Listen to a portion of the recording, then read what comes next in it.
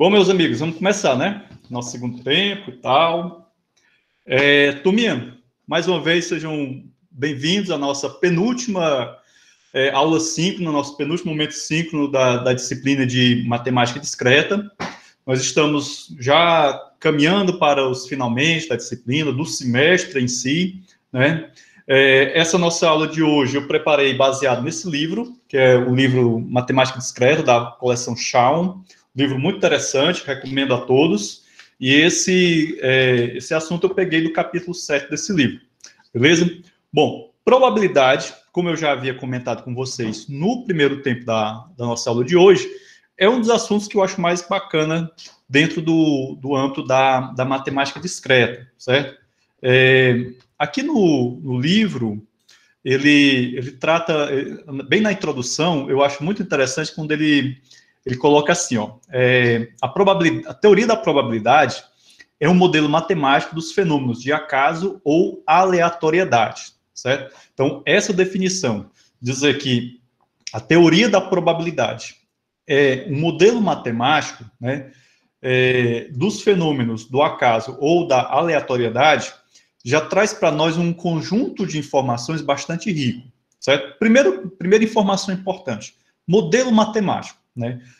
Quando vocês ouvirem a expressão modelo, né, seja no âmbito da matemática, seja em outros campos do conhecimento humano, é sempre bom lembrar que um modelo ele não é um retrato fiel da realidade, certo?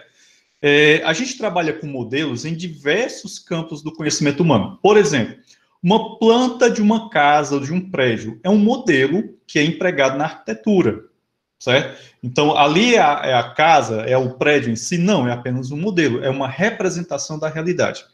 E aí, filosofando um pouquinho, fazendo um pouco de filosofia da matemática, a gente precisa compreender o seguinte, que um modelo matemático, ele tende a ser uma aproximação da realidade.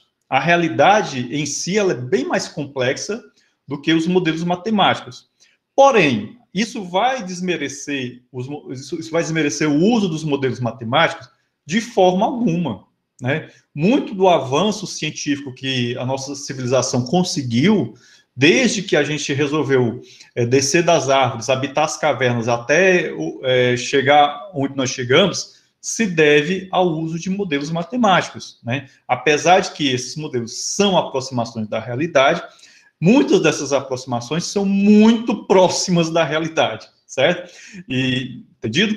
Bom, e quando a gente fala de probabilidade, como eu havia comentado com vocês no nosso primeiro tempo, né? O uso incorreto das definições de probabilidade tendem a gerar em muitas pessoas que não têm um pensamento mais sofisticado, ou melhor, não têm um conhecimento mais aprofundado do que vem a ser probabilidade, tende a gerar o surgimento de N teorias da conspiração. Por exemplo, vamos lembrar aqui, eu não sei se vocês lembram, de um fato que aconteceu há alguns anos, que foi um avião que transportava o ministro do STF ter caído num acidente, né, durante uma tempestade lá no Rio de Janeiro. Naquela época, aquele ministro estava investigando determinados crimes e tal, e bombou no Facebook teorias da conspiração dizendo que o ministro havia sido assassinado, que tinham derrubado de propósito o avião do ministro e tal, não sei o quê, porque, enfim, a turma cria várias narrativas para justificar aquilo que a turma acredita. Bom, vamos lá, vamos tentar entender aqui onde é que está o problema com o uso incorreto das probabilidades. A probabilidade de um juiz do STF estar em um avião no meio de uma tempestade, esse avião cair, ela é grande ou pequena? Talvez seja pequena, mas ela existe, certo? Então, se a gente diz assim, não existe, é impossível esse fato acontecer. Lembre da história do fato que a gente estava estudando ainda há pouco no primeiro tempo. Então, esse fato é possível acontecer, certo? Então, ainda que seja remota a probabilidade de acontecer, ela pode acontecer, certo? Então, por isso que é bom a gente sempre ter cuidado com o uso indiscriminado da ideia de probabilidade. Ah, isso é impossível acontecer. Opa, peraí. Será que é mesmo? Não confundam. baixa probabilidade com impossível de acontecer. Impossível de acontecer é quando a probabilidade é zero. Lembre-se que a primeira coisa que a gente viu no nosso quiz ainda há pouco, né, no primeiro tempo, foi justamente aquela primeira pergunta que falava entre o 0 e 1. Então, a probabilidade ela está ali, né, entre 0 e 1. 0 é impossível o fenômeno acontecer, 1 é certeza absoluta o fenômeno acontecer. E aí tem um outro ponto interessante nessa parada toda, é com relação à certeza. Então, a certeza de um evento acontecer, né, quando do ponto de vista matemático, dentro desse modelo que é chamado de teoria da probabilidade, é quando é impossível o evento não acontecer. Então, a certeza de que ele vai acontecer é impossível que ele não aconteça. Da mesma forma que a impossibilidade de um evento acontecer, né, é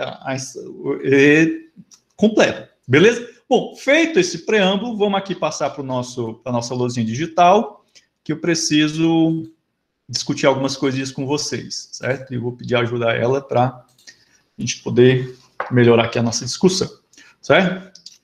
Bom, ainda pegando uma carona aqui no livro, né, bem na introdução do livro, tem um ponto que eu gostaria de destacar para vocês. Ele diz assim, ó, o modelo matemático probabilístico de fenômenos aleatórios é definido associando probabilidades a todos os possíveis resultados de um experimento. Então, vejam bem, ó, olha só que bacana essa ideia aqui que ele passa, né? Então, esse modelo probabilístico de fenômenos aleatórios, então, fenômenos aleatórios já é uma coisa uma ideia de que não existe uma ordem prévia estabelecida, né?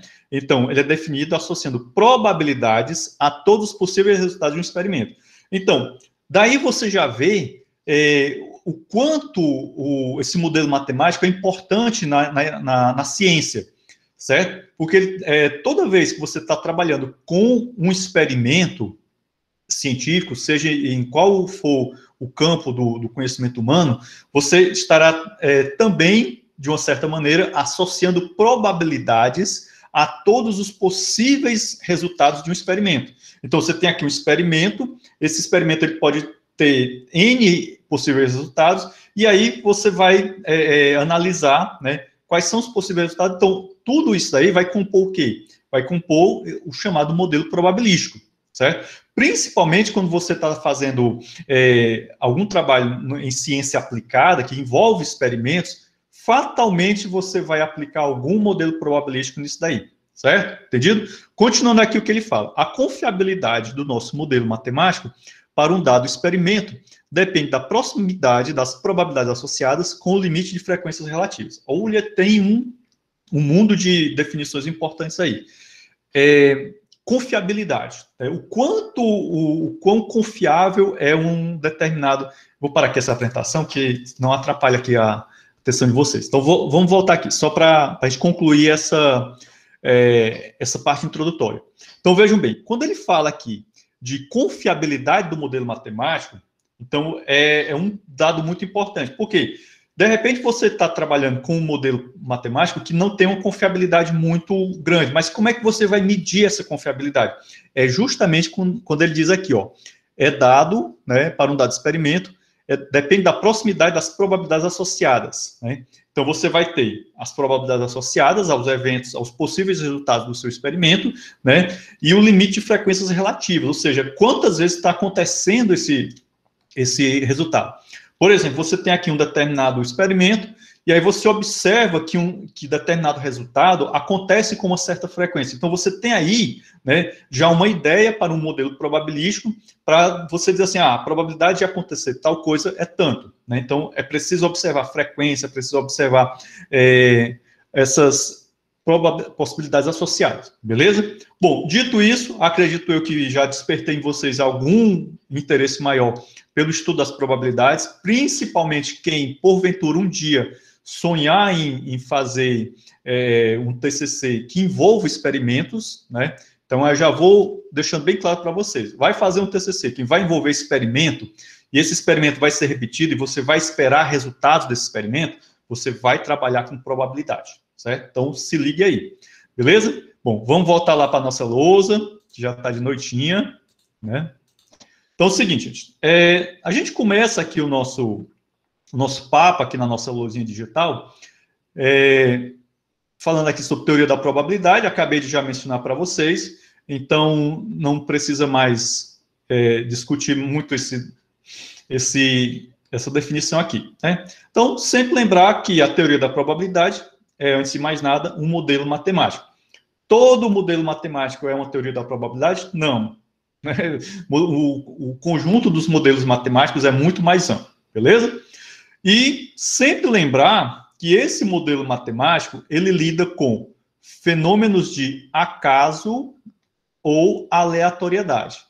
Quando a gente fala disso daqui, de acaso e de aleatoriedade, imediatamente você vai lembrar que nós estamos nos referindo a coisas que não estão, assim, muito predeterminadas, certo? Então, é um evento aleatório, uma coisa que pode acontecer ou não acontecer, enfim, não existe uma ordem predeterminada, beleza? Bom, continuemos aqui. Quando a gente vai estudar probabilidade, né, nós já vimos no nosso vídeo de pré-aula que os dois conceitos que são muito caros são os conceitos de espaço amostral e de eventos, né? Então, o espaço amostral, só para a gente recordar, né, é nada mais, nada menos do que um conjunto, né, eu vou chamar aqui de conjunto S, ele é o conjunto de todos os possíveis resultados de um dado experimento. Então, essa expressão espaço amostral, a gente fala assim, espaço, imediatamente, né, intuitivamente, o nosso senso comum pode nos levar a imaginar algo físico, né, espaço. Só que esse espaço amostral aqui não tem nada a ver com o contexto físico, certo? Espera aí que tem alguém querendo entrar aqui no escritório, beleza?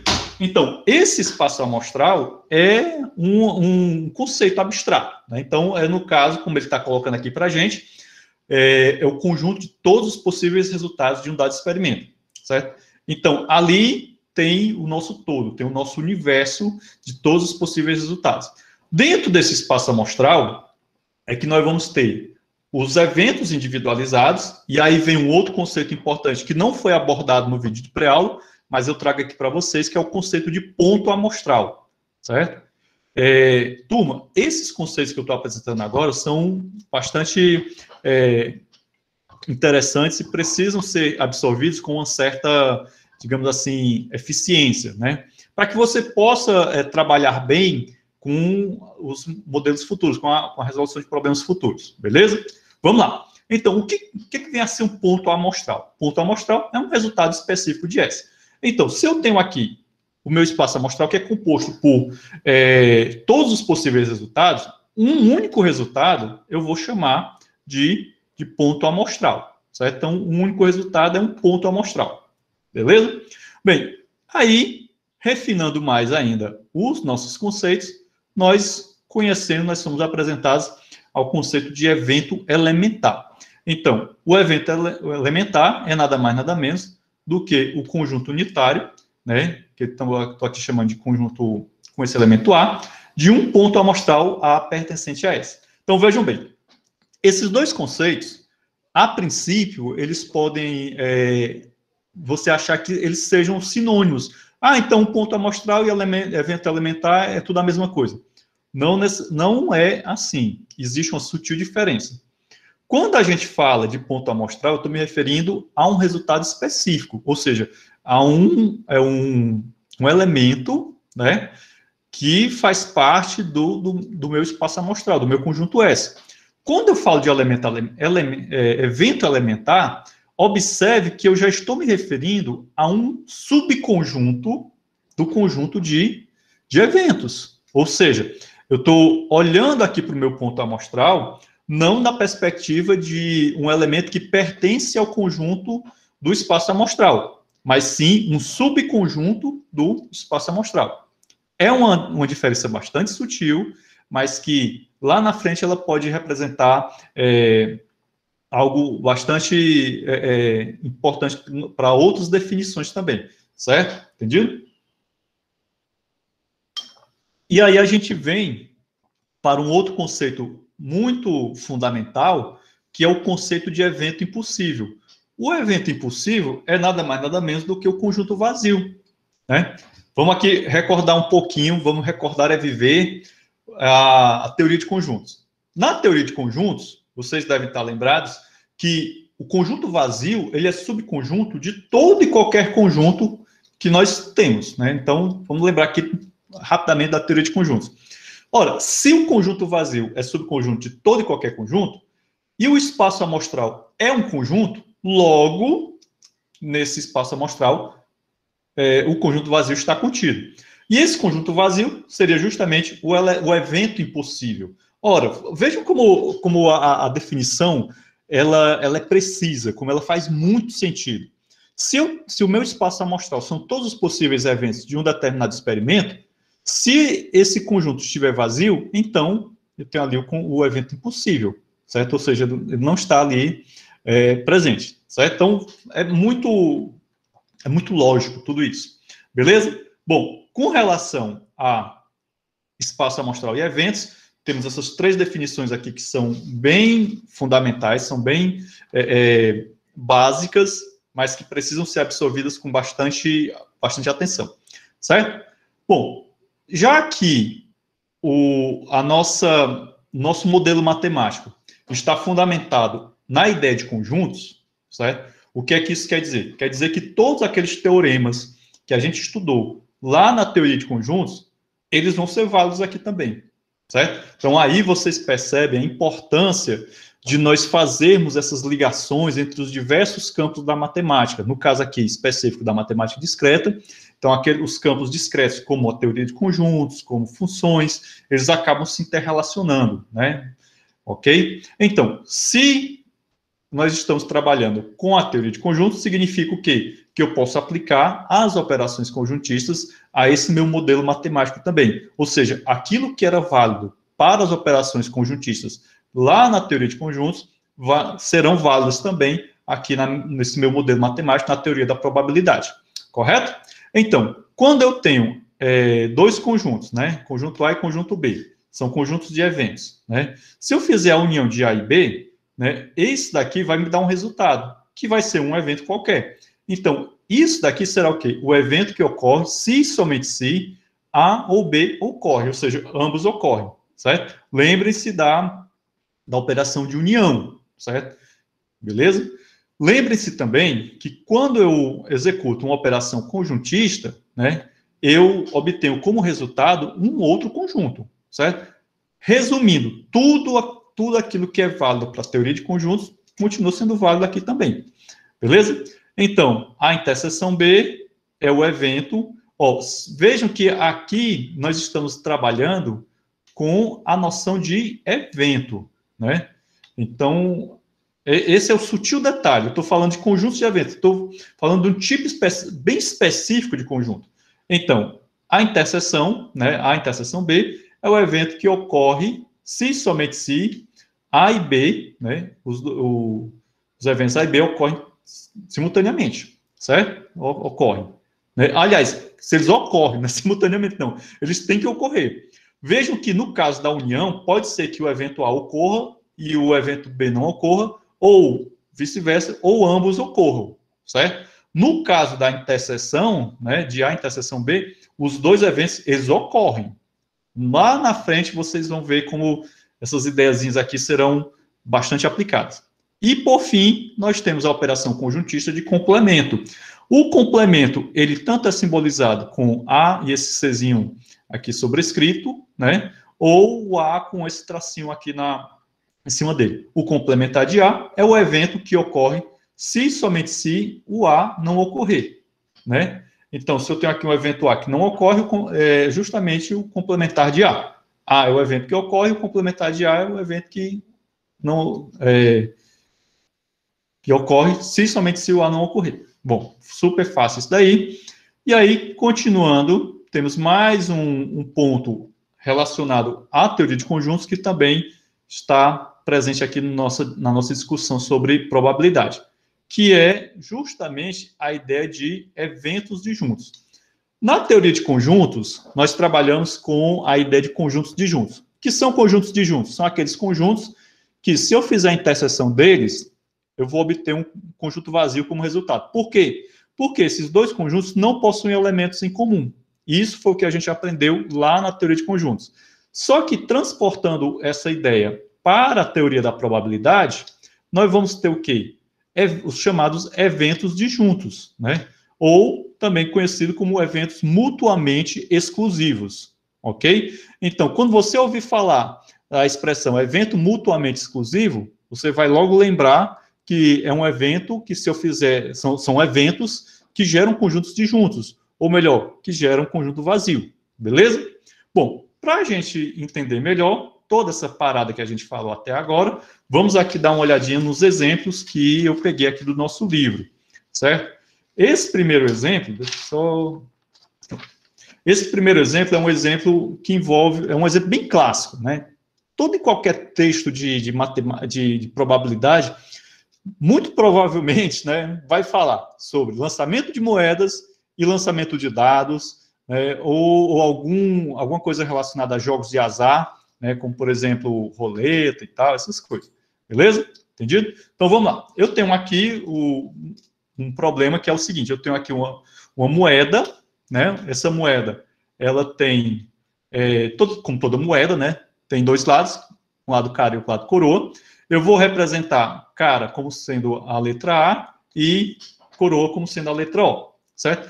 Se eu jogar essa moeda 3 vezes, né? Quais são as combinações que eu posso obter? Vejam bem, ó, eu estou falando de combinações que eu posso obter, estou no campo da possibilidade, eu não estou dizendo que eu vou obter, certo? É aquela velha discussãozinha que eu abri bem no início da nossa aula de hoje.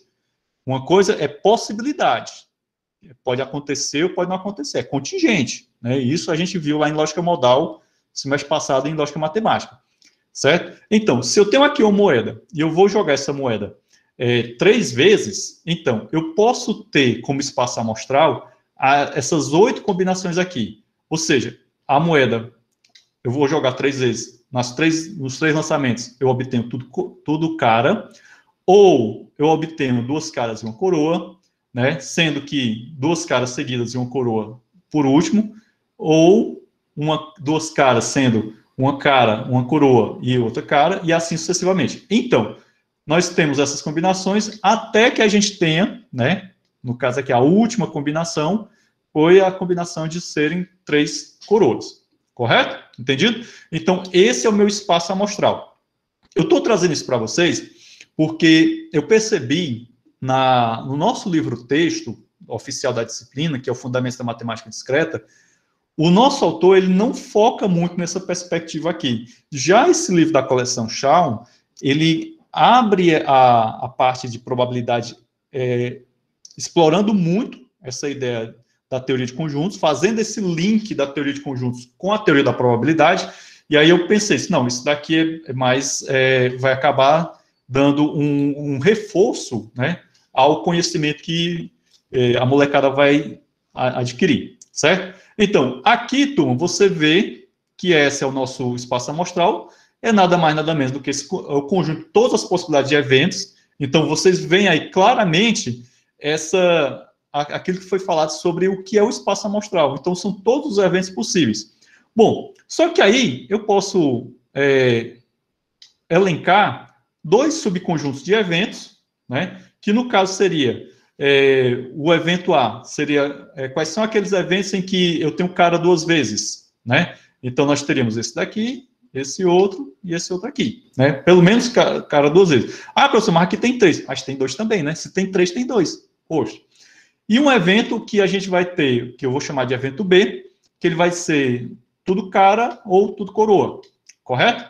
Bom, esses 2 eventos são eventos disjuntos? Não, não são eventos disjuntos. Por quê? Porque se eu fizer a interseção B, eu vou obter esse valor aqui. E esse valor aqui, se vocês forem observar, ele é um ponto amostral, né? Certo? Ele é um ponto amostral do meu espaço amostral, no caso aqui, e ele também pode ser chamado nesse caso, de um evento elementar, porque nesse caso aqui ele é um subconjunto, né, do meu espaço amostral. Correto? Bom, aí acredito eu que ficou bem claro para vocês compreender esses conceitos que a gente falou ainda há pouco, né? O conceito de espaço amostral, de ponto elementar, de ponto... O que é, meu Deus do céu? Peraí. Me deu um branco. De ponto amostral e evento elementar. Pronto, não esqueço mais. E também já empregando aí uma das nossas operações conjuntistas, certo? Temos aqui um outro exemplo, um exemplo também clássico, né? O exemplo clássico de todo e qualquer texto sobre teoria da probabilidade, que é o lançamento de dados, né? Gente, só um parênteses aqui na nossa discussão. Os primeiros estudos de teoria da probabilidade, eles surgiram justamente devido aos jogos de azar, certo? Se vocês forem procurar fazer uma pesquisa, saber a origem da teoria da probabilidade, vocês vão encontrar justamente uns caras que queriam, porque queriam descobrir alguma maneira de se dar bem em jogos de azar, tá certo? Então, tudo começa lá. Beleza? Gente, vamos lá para o nosso próximo exemplo. Nosso próximo exemplo, nós vamos ter o quê? Nós vamos ter um dado. Esse dado aqui tem 6 faces, como vocês podem observar. Então, aqui são todas as possibilidades de valores do dado. O meu espaço amostral é isso aqui, né? Esse conjunto de valores, que são justamente os valores que a face superior do dado pode mostrar num determinado lançamento. E aí, vocês vão observar que eu posso ter alguns eventos que são o quê? São subconjuntos do meu espaço amostral. Então, meu evento A é quando o número par aparece, meu evento B é quando o número ímpar aparece, e o evento C é quando o número primo aparece, certo? Bom, diante desses eventos, eu posso estabelecer algumas operações. Por exemplo, se eu fizer A união B, o que é que eu vou obter? Né?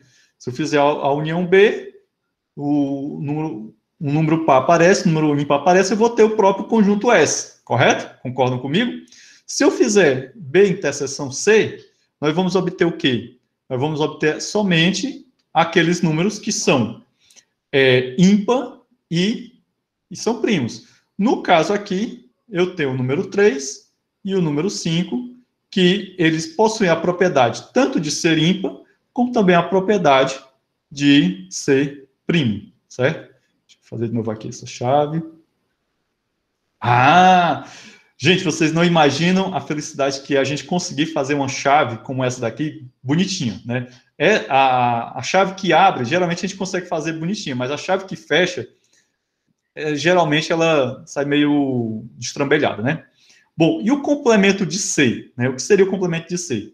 Ora, o evento C é quando o número primo aparece. O complemento de C seria o quê? Seriam justamente aqueles números que não são primos. Nesse caso aqui, né? Seria o número 1, deixa eu ver aqui, o número 4 e o número 6, que, né, não são os primos. Cadê o 2? O 2 é primo, minha gente, pelo amor de Deus, certo? Bom, ficou claro isso para vocês? Acredito eu que sim, né? Aí tá bem claro. Só ver aqui minhas anotações, vamos passar adiante, beleza?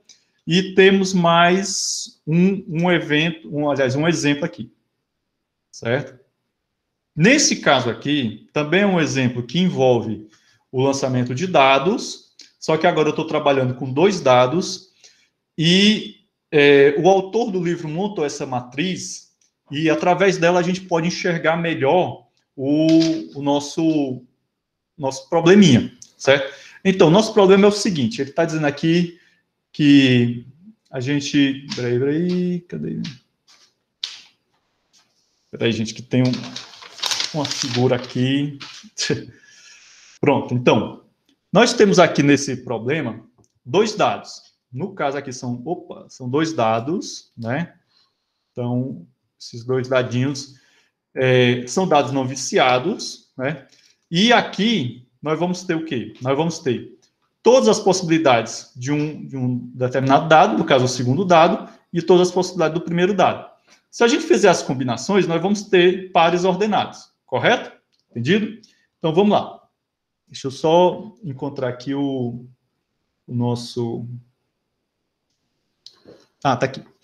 Então, nós temos 6 possíveis valores, beleza, né? E agora o que é que ele pergunta aqui? Qual seria o nosso evento A? O nosso evento A é a soma dos dois dados ser igual a 6. Então, se a gente observar bem nessa matriz, nós vamos selecionar somente aqueles valores que um dado e o outro somados vai dar o quê? Vai dar 6.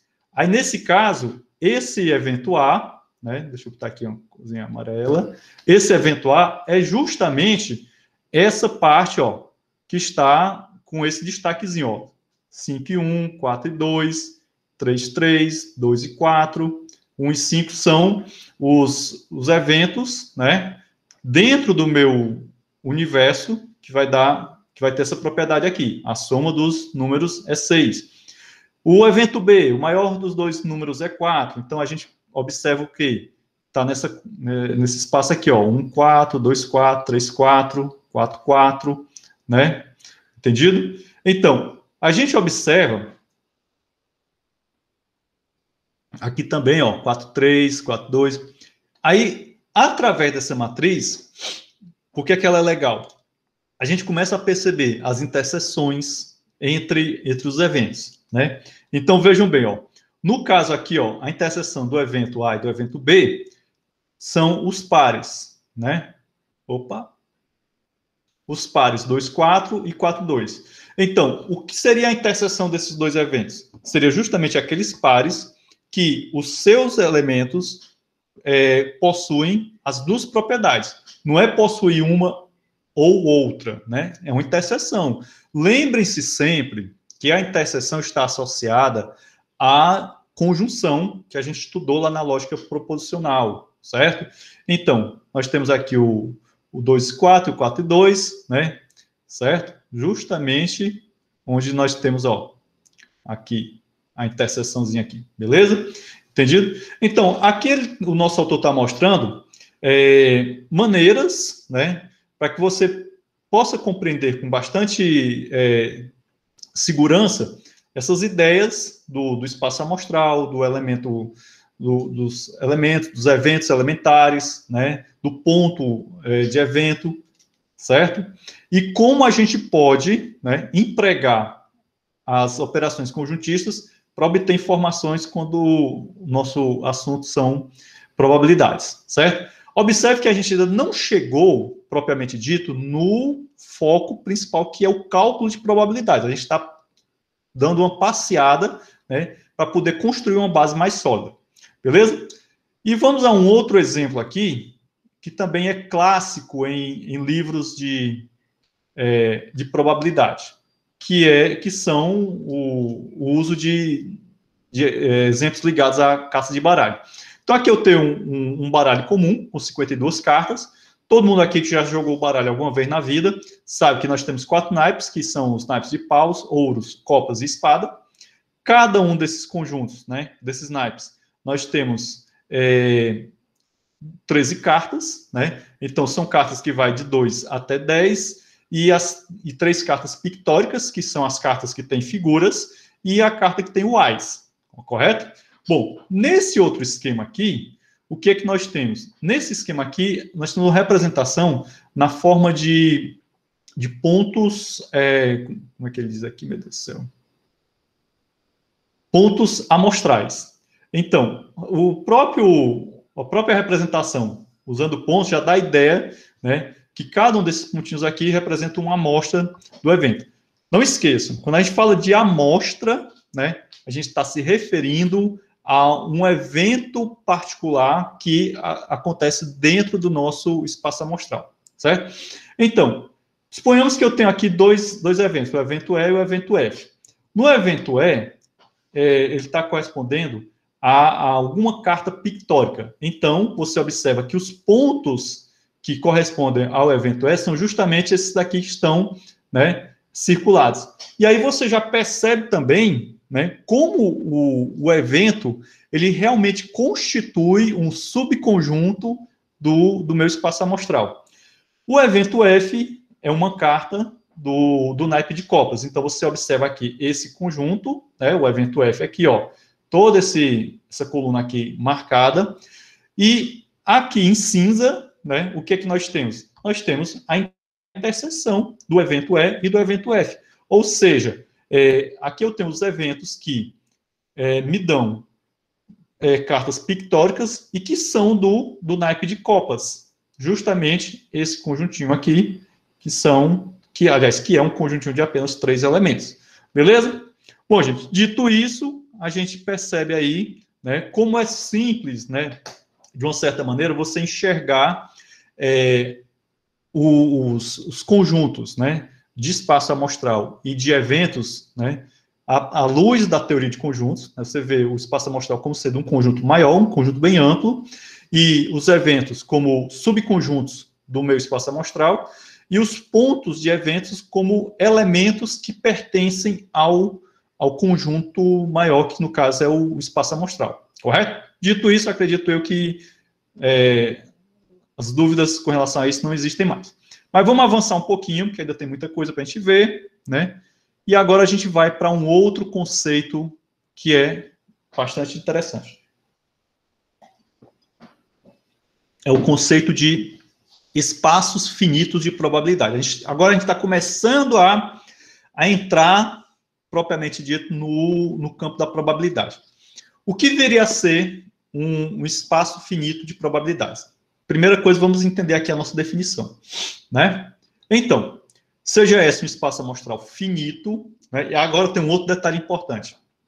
Quando a gente trata de probabilidade, é necessário que o espaço amostral seja finito, certo? Trabalhar com espaços amostrais infinitos não rola, não, certo? Não tem essa de espaço amostral infinito, não, porque senão não tem nem como você calcular, certo? Bom, então, temos aqui um espaço amostral finito, que é definido por S.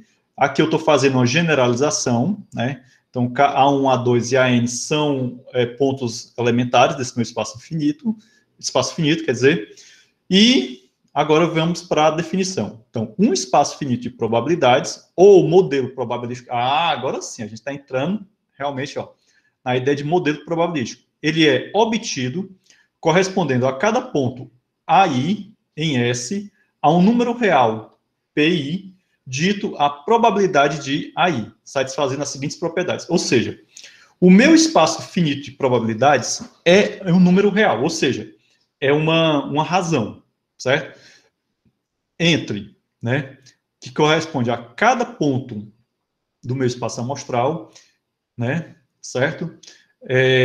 Cada PI, ele é não negativo, ou seja, a gente não tem como a gente trabalhar com probabilidade zero, negativa, certo? E a soma dos PI, desses pontos amostrais, né? O PI são as nossas probabilidades, ela é 1. Ou seja, P1 mais P2 mais PN vai ser igual a 1. Certo? Gente, o que é que nós estamos vendo aqui? É nada mais, nada menos do que uma outra maneira, uma outra definição de probabilidade que foi apresentada para vocês lá no nosso livro texto oficial da disciplina, nosso livro texto base, certo?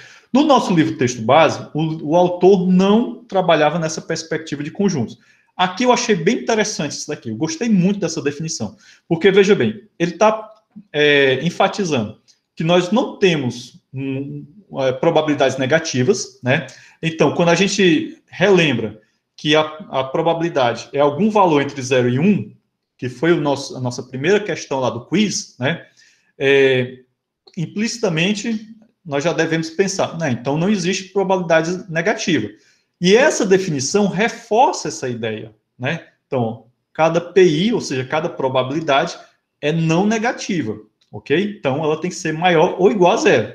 E a soma dessas probabilidades vai ser 1, ok? Então, se a gente pegar todas as probabilidades de determinados eventos dentro de um espaço amostral, se a gente somar todas essas probabilidades, eu vou ter o valor 1. Ou seja, seria justamente o fato de acontecer todos aqueles possíveis eventos, certo? Entendido?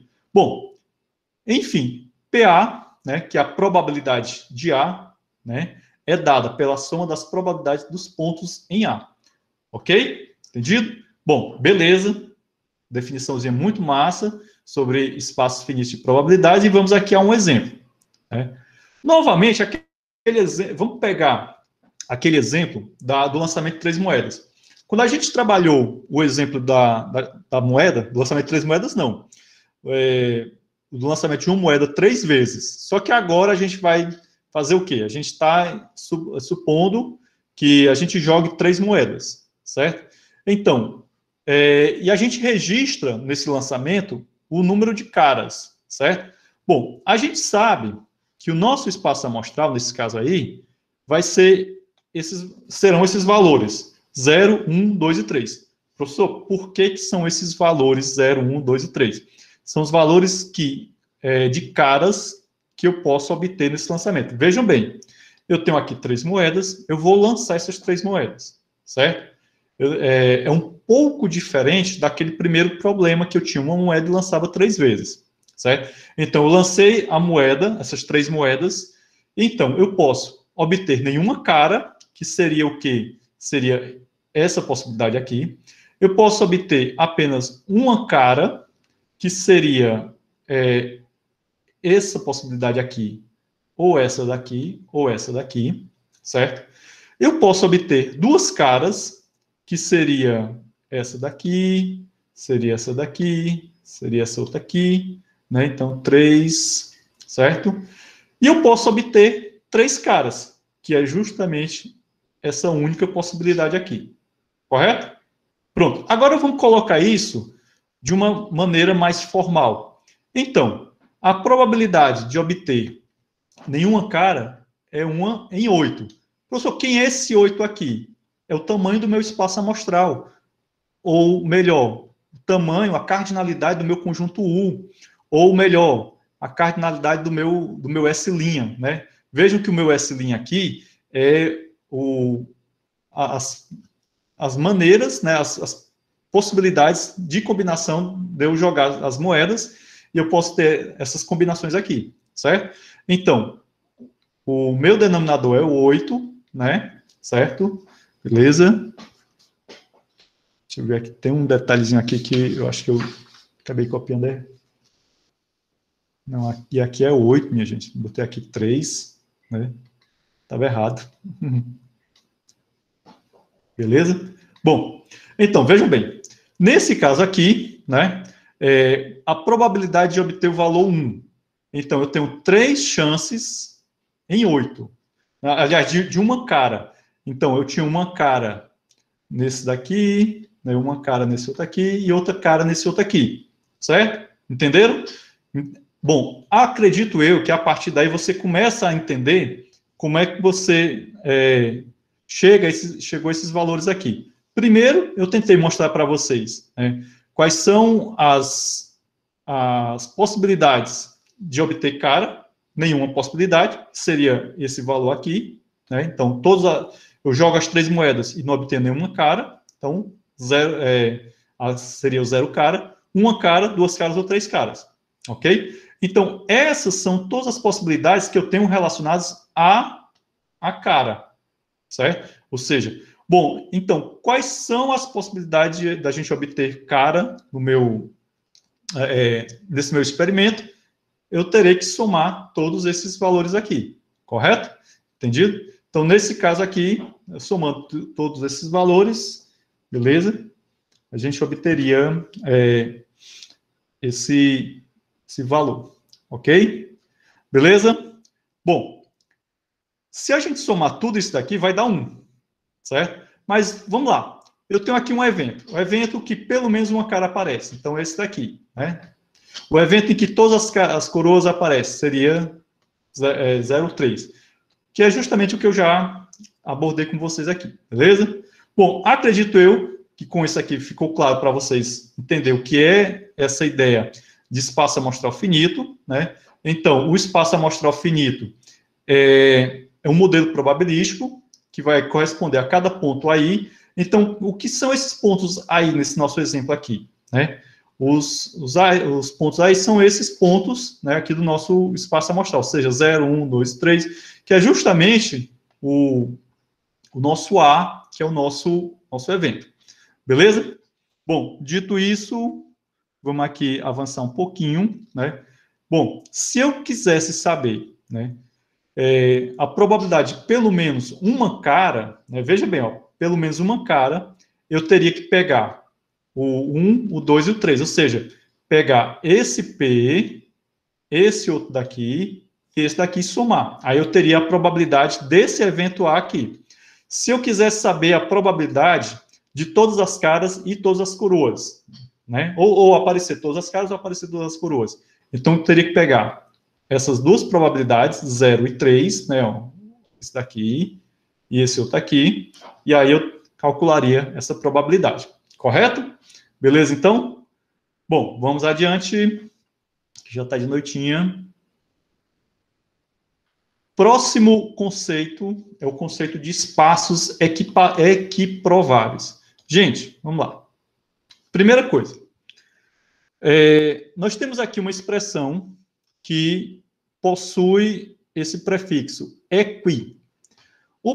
Esse prefixo equi dá ideia de quê? De igualdade. Né? É só você lembrar da palavra triângulo equilátero, triângulo que tem todos os lados iguais. Nós temos que tratar as pessoas com equidade, então a gente tem que tratar todo mundo de forma igual, certo? Então, espaços equiprováveis, pelo que a gente já sabe sobre esse prefixo equi, são espaços que as suas probabilidades são iguais, né? Ou seja, a probabilidade dos eventos que compõem aquele espaço amostral são todas iguais, correto? Então, no caso do lançamento de dados. Eu tenho ali um espaço equiprovável? Tenho, porque a probabilidade de qualquer um dos valores de um dado não viciado é a mesma, é 1 sobre 6, certo? Entendido? Bom, a definição formal diz o seguinte, é um espaço finito de probabilidades S, onde cada ponto amostral, ou aqui o nosso ponto amostral surgindo novamente, tem a mesma probabilidade, certo? Mesma probabilidade. Estão vendo aí como é importante nós compreendermos bem esses conceitos fundamentais, porque eles vão ser utilizados em outros momentos, certo? Uma das coisas que eu acho mais interessante em estudar matemática é como a gente vai construindo uma espécie de, digamos assim, de parede, né? A gente começa com os fundamentos, com alguns conceitos, depois a gente vai empilhando conceitos e de repente a gente tem todo uma coisa mais complexa, só que essa coisa complexa ela é composta de vários pedacinhos que são mais simples, né? É uma coisa quase que por indução, né? Bom, vamos aqui continuar aqui sobre os espaços equiprováveis. Bom, se S, que é o meu espaço amostral, tem N pontos, então a probabilidade de cada ponto é 1 sobre N. Ora, a gente acabou de falar sobre isso. No exemplo dos dados, é 1 sobre 6. O que é esse 6? É o número de pontos amostrais que eu tenho no problema de dados. No caso da moeda, é 1 sobre 2. Por quê? Porque 2 é a quantidade de pontos amostrais. Ou é cara ou é coroa. Correto? É muito simples isso, é uma coisa maravilhosa. Bom, outra observação. Se um elemento A contém R pontos, então a sua probabilidade é R vezes 1 sobre N, que no caso dá R sobre N. Então, veja bem, o elemento A é um elemento, aliás, um evento A, eu falei elemento, mas é evento. O evento A, ele vai conter R pontos. Então, vejam bem, a gente falou sobre a probabilidade de um dado, do lançamento de 2 dados da soma 4, né? Então, eu tenho que ver, dentro do o espaço amostral, que seria 36, né? No caso, são 2 dados, quais são aquelas combinações, aqueles pares que somando está igual a 4. Então, essa quantidade de pares vai ser justamente o meu evento, o evento A, que é a soma dos dados da 4, ok? E aí vai ter o quê? Um número R qualquer. Esse número R, eu vou multiplicar pela probabilidade de cada evento isolado, né, de cada ponto amostral, né? E aí eu vou obter o quê? R sobre N, beleza?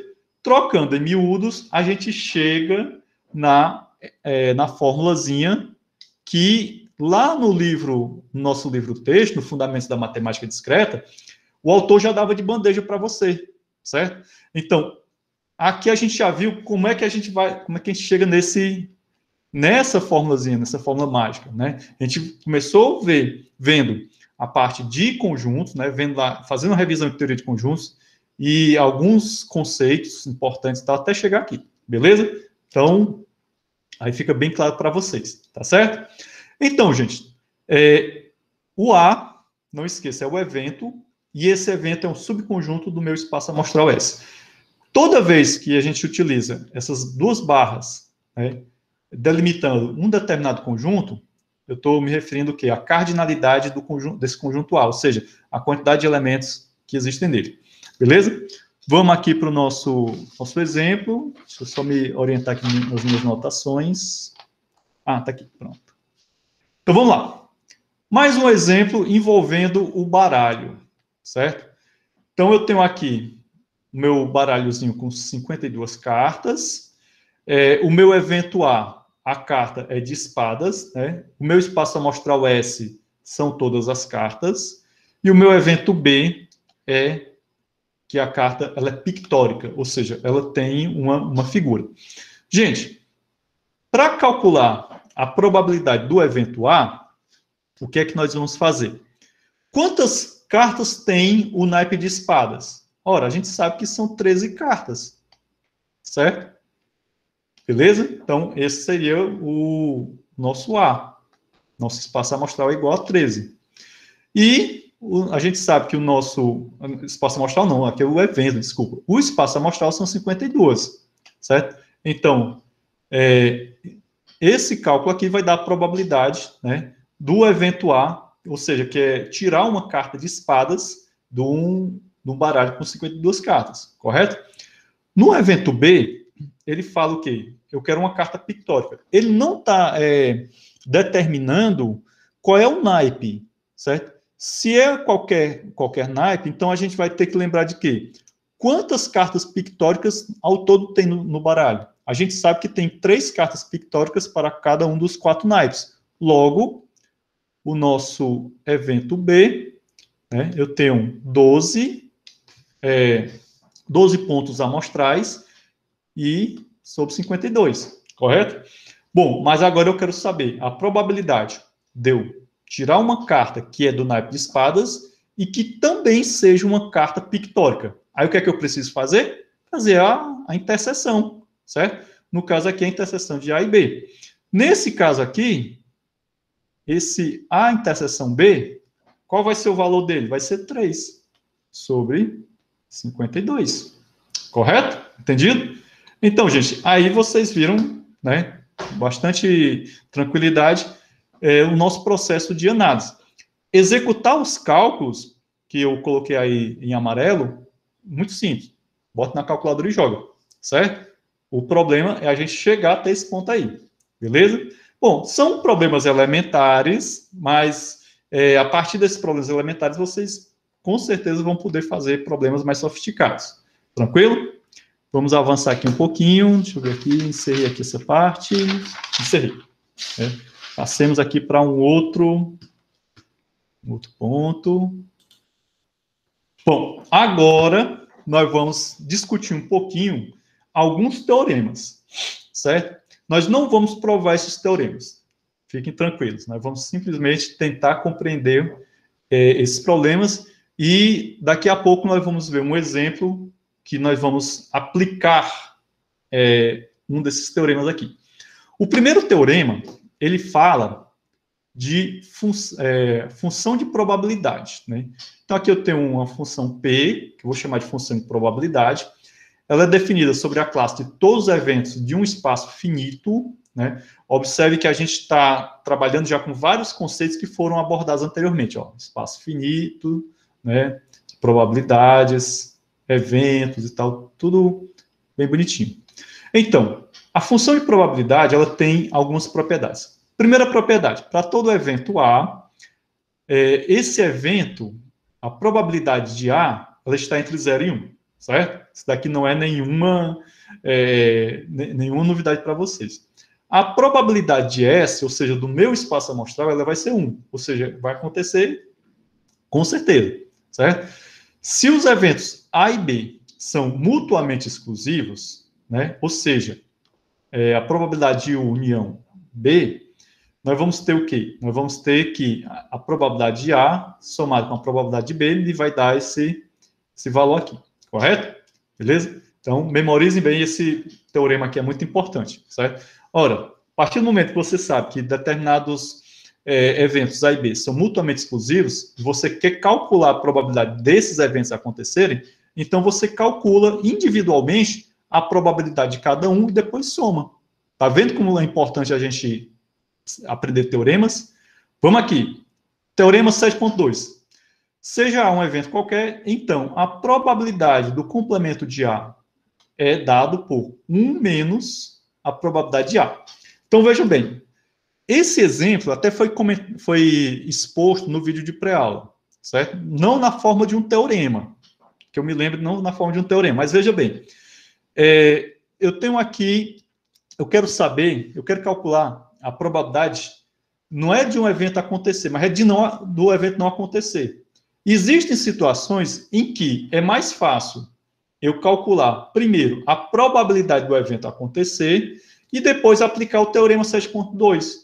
Ora, se eu tenho a probabilidade do evento A acontecer, se eu fizer 1 menos essa probabilidade, eu encontro o quê? A probabilidade dele não acontecer. Correto? Então, maravilhoso aqui, esse teorema 7.2 é muito importante. Próximo teorema, considere o conjunto vazio, veja bem, ó, conjunto vazio, e quaisquer eventos A e B. Então, a probabilidade do conjunto vazio é zero, ou seja, o evento não acontecer. A probabilidade de A de A menos B, né? Então, do evento A acontecer, né? E do evento B não acontecer, é dado por probabilidade de A menos a probabilidade da interseção de A e B, certo? Entendido? Bom, se A está contido em B, veja bem, ó, o evento A está contido dentro do evento B. Então, ó, logo, probabilidade de A é menor ou igual à probabilidade de B, certo? Vejam que, nesse caso aqui, o evento A é subconjunto do evento B, certo? Tem esse detalhe importantíssimo.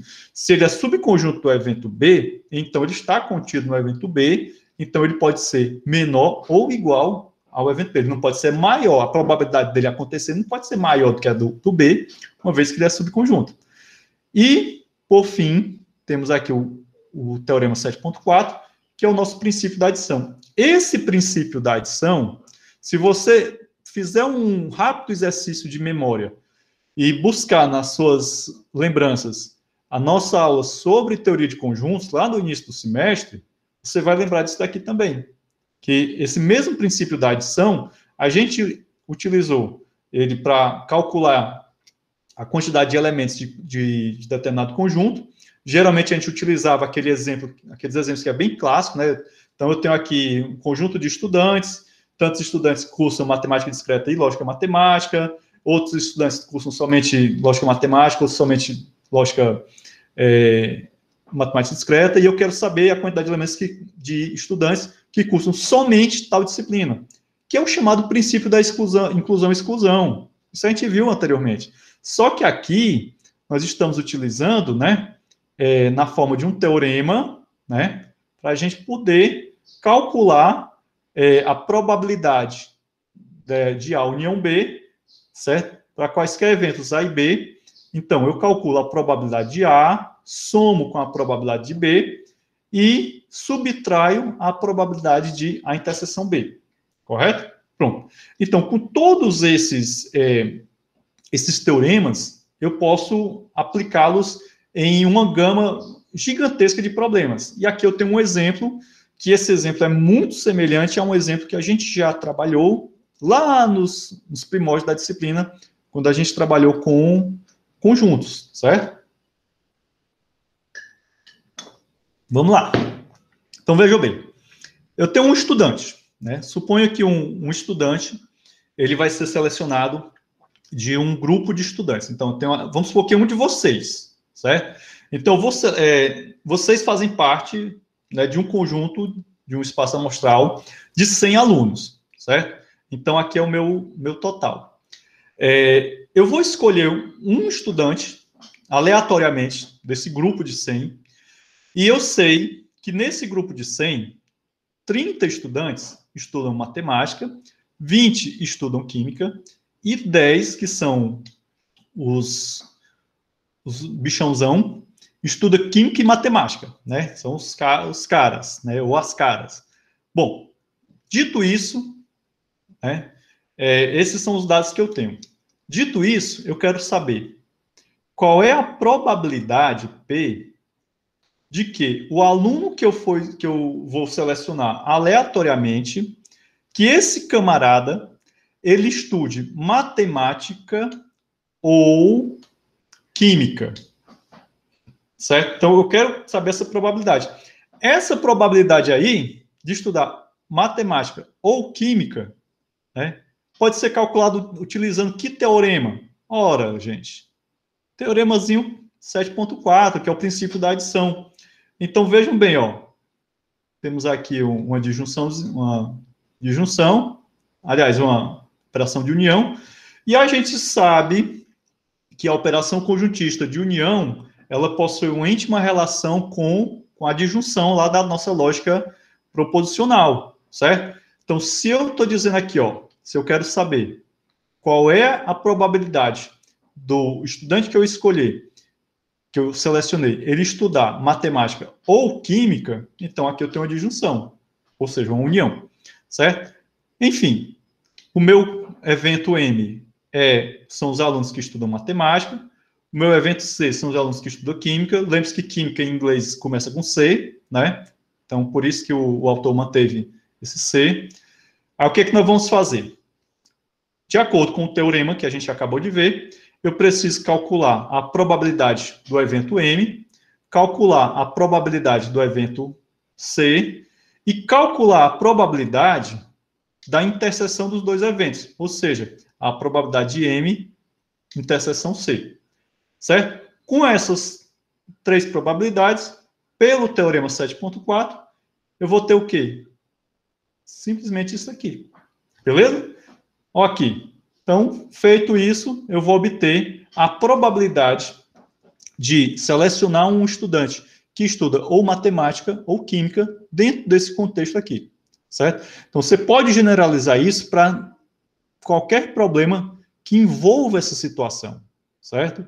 E, às vezes, você precisa utilizar apenas um teorema ou outro, né? Ou simplesmente o teorema 4, mas você vê que o teorema 4 ele acaba sendo uma espécie assim de quase consequência dos teoremas anteriores, beleza? Bom, vamos aqui adiante, deixa eu ver aqui onde é que eu estava.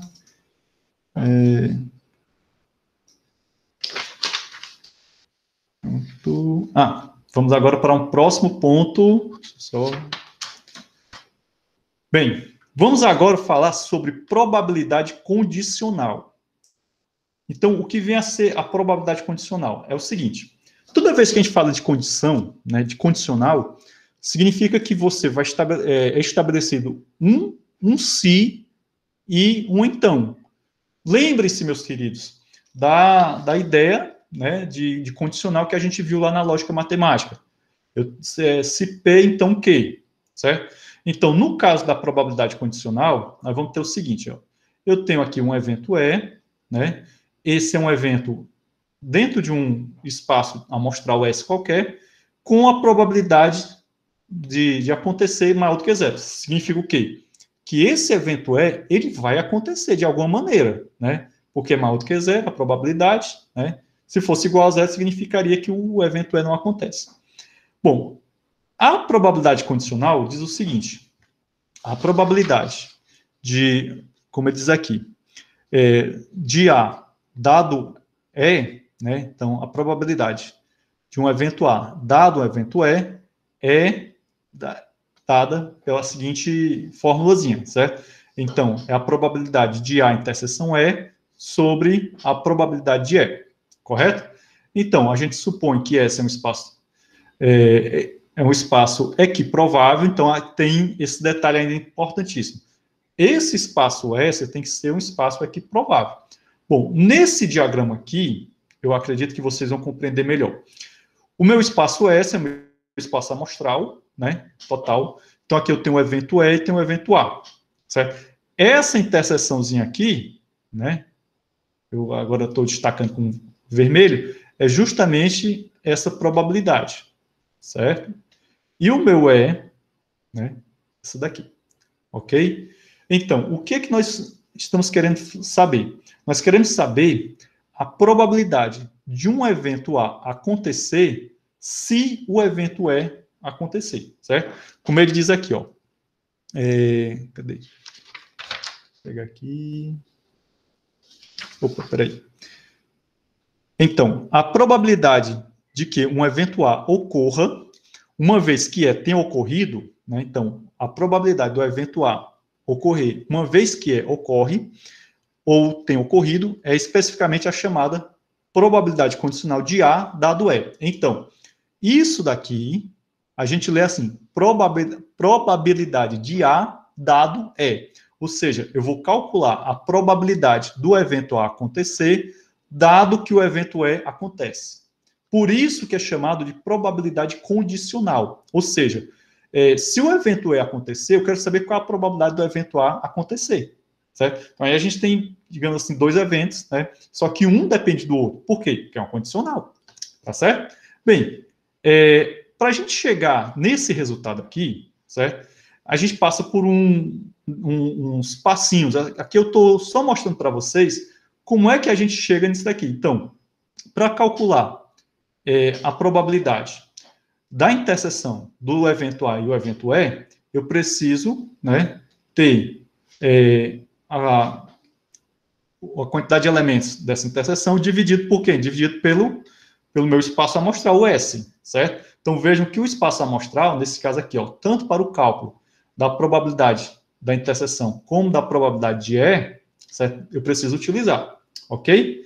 Então, nesse caso aqui, ó, a nossa probabilidade de A dado E é dada pela probabilidade da interseção dividido pela probabilidade do evento E, certo?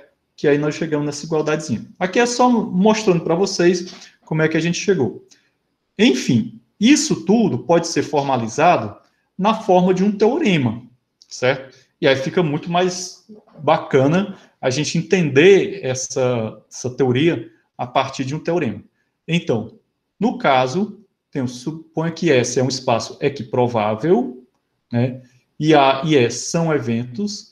Então, a probabilidade de A dado E, ou seja, a probabilidade do evento A acontecer, se o evento E acontecer, é dado dessa maneira aqui. Vamos a uns exemplos, certo?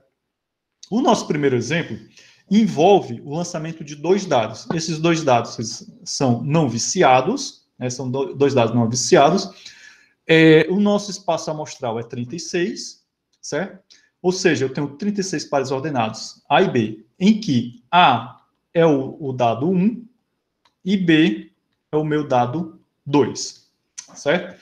A probabilidade de qualquer ponto é 1 sobre 36. Portanto, é um espaço amostral equiprovável, certo? Então, o que eu quero saber? Eu quero saber a probabilidade de que um dos dados, né? Deixa eu ver aqui, eu acabei me perdendo aqui. Aí, meu Deus.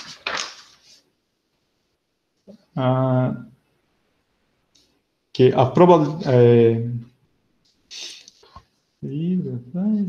contra a probabilidade um dos dados seja 2, né? Que um dos dados seja 2, faltou aqui um 2, eu quero o seguinte, eu quero que um dos dados seja 2 se a soma deles é 6. Então, vejam bem, eu quero calcular uma probabilidade de A em E. Quem é o meu evento E? É que a soma dos dois dados seja 6. Então, se a soma dos dados é 6, qual é a probabilidade de que um desses dois dados seja 2? Correto? Então, é isso que a gente precisa fazer. Então, nesse caso aí, vou pegar aqui minhas anotações, nós vamos ter o seguinte. Certo? Pronto. Deixa eu só apagar isso aqui. E vamos à nossa resolução. O que é que vai ser o nosso espaço E? Nosso espaço E, né, nosso evento E, será soma é 6. O nosso A é igual, que é o conjunto, né, em que o 2, o valor 2, ele aparece em um dos dados. Ok? Beleza? Então, nesse caso aqui, deixa eu só... eu vou precisar de mais espaço, então eu vou ter que baixar esse próximo exemplo aqui para cá. Então, vamos lá. Então, o que é que vai acontecer? A gente sabe que o nosso E vai ser composto pelos seguintes pares. 1, 5, 2, 4, que mais? 3, 3, 4, 2 e 5, 1. Então, esses pares aqui são os pares onde temos valor 6. A quantidade de elementos de E, 1, 2, 3, 4, 5. 5. A quantidade de elementos no meu conjunto A vai ser o quê? Em que o 2 aparece. Então, eu tenho aqui o 2 aqui, então eu tenho o 2 aqui. Então, o meu conjunto A vai ser igual a 2, correto? A interseção E vai ser dado por quem? 2, 4 e 4, 2. Que é justamente o que a gente viu aqui, ó. Correto? Então, a probabilidade do evento A acontecer, se o evento E acontecer, vai ser nada mais, nada menos do que 2 sobre 5. Tranquilo? Simples, né? Muito fácil isso daqui, não tem muito mistério, né? O cálculo em si é totalmente trivial. Vamos a mais um exemplo. Nesse próximo exemplo, que também é uma probabilidade de A em se né? Envolve um casal. Esse casal tem 2 filhos. Deixa eu só transportar isso aqui para lá. Então, esse casal tem 2 filhos. O meu espaço amostral é isso aqui. Esses 2 filhos, eles poderiam ser 2 meninos, né, duas crianças do sexo masculino, ou uma criança do sexo masculino e outra do sexo feminino, sendo que esse primeiro elemento é o filho mais velho. Poderia ser uma criança do sexo feminino e outra do masculino, sendo que o mais velho é do sexo feminino, ou ambas as crianças serem do sexo feminino. Esse espaço amostral, ele é equiprovável. Por quê? Porque a 1 sobre 4, né, a probabilidade para cada uma dessas combinações é 1 sobre 4. Beleza? Bom, o que é que nós vamos querer saber aqui? A gente quer saber, né, primeira pergunta, qual é a probabilidade de pelo menos uma criança, né, é do sexo masculino? Deixa eu só ler aqui. Então, ele diz o seguinte, um casal, 2 filhos, deixa eu ler aqui para vocês, que fica melhor. Então, ele diz o seguinte, um casal tem 2 filhos, o espaço amostral é esse que eu acabei de mostrar, probabilidade, encontre a probabilidade P de que ambas as crianças sejam do sexo masculino, se for sabido que, pelo menos uma das crianças é do sexo masculino. Eu quero saber qual é a probabilidade de as duas serem do sexo masculino, sendo que eu sei que uma é do sexo masculino. Então, nesse caso aqui, o que é que eu vou pegar? O meu espaço, né, eu vou pegar aqui MM, eu vou pegar MF e FM, certo? Nesse caso aqui, a minha probabilidade, P, vai ser 1 sobre 3, correto? Entendido? O segundo ponto diz o seguinte, se a criança mais velha é do sexo masculino, então eu quero saber qual é a probabilidade dos dois serem do sexo masculino, desde que a criança mais velha seja do sexo masculino. Então, nesse universo aqui, eu tenho essa daqui e tenho esse outro aqui. Então, MM e MF No caso, vai dar o quê? A probabilidade vai ser 1 sobre 2, correto? Então, esse é um exemplo semelhante ao exemplo anterior. Então, eu tenho uma probabilidade A, né, e uma condição E, certo? A condição E, no primeiro caso, seria que seria um espaço amostral mais reduzido, né? Então, de pelo menos uma das crianças ser do sexo masculino, certo? O meu evento A é que ambos sejam do sexo masculino. Mas, se dentro do meu espaço reduzido, eu estabeleci que uma delas deve ser do sexo masculino, então eu preciso pegar um subconjunto do meu espaço amostral, que seria o meu A, né? Aliás, o meu E, e desse E eu vou extrair o A, certo? Então, é a probabilidade condicional. Então, qual é a probabilidade de A se acontecer, certo? Bom, gente, dito isso, a gente encerra por aqui essa aula, que já está de noitinha, né? Vou encerrar aqui nossa apresentação. Eu tinha outras coisas aqui preparadas, mas já está muito tarde, a fome está batendo, né? Certo? Bom, pessoal, então vamos encerrar aqui a gravação, que eu tenho só mais alguns recados para dar para vocês. Não saiam daí agora, certo? Ainda tem uns recadinhos para dar para vocês. Beleza? Quem ainda não registrou a presença, por favor, fazê-lo. Né? Dou-lhe 1, dou-lhe 2, dou-lhe 3.